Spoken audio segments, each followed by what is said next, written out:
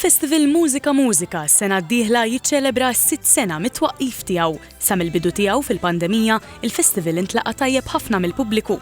Fl-aħħar edizzjoni li saret f'Marzu fi 3 lili, Mużika Mużika ġie segwit minn 390,000 telespettatur fuq TVM.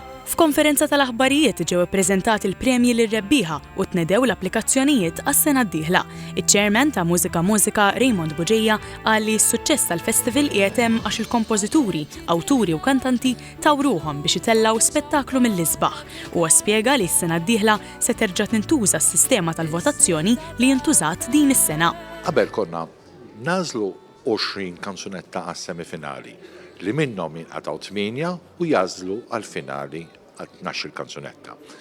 Sistema mexxejni għadha xejn u minflok qegħdin nażlu 16 kanzunetta li jieħdu żemm kemm fl-ewwel serata u jiġu repetuti fit-tieni serata.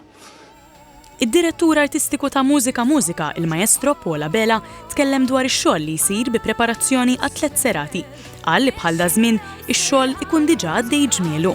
U nduru nerġgħu ir-regolamenti, pereżempju ta' kull sena.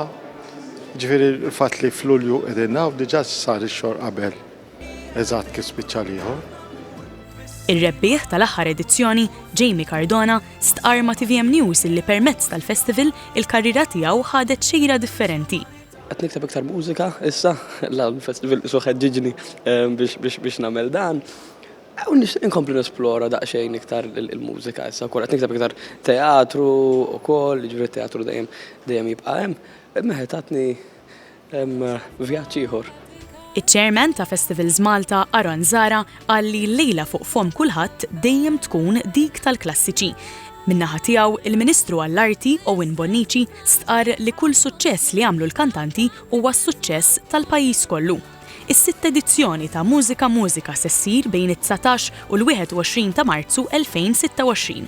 L-applikazzjonijiet tas-sottomissjonijiet tal-kanzunetti tnedew illum u se jibqgħu miftuħin sa 19 ta' Settembru.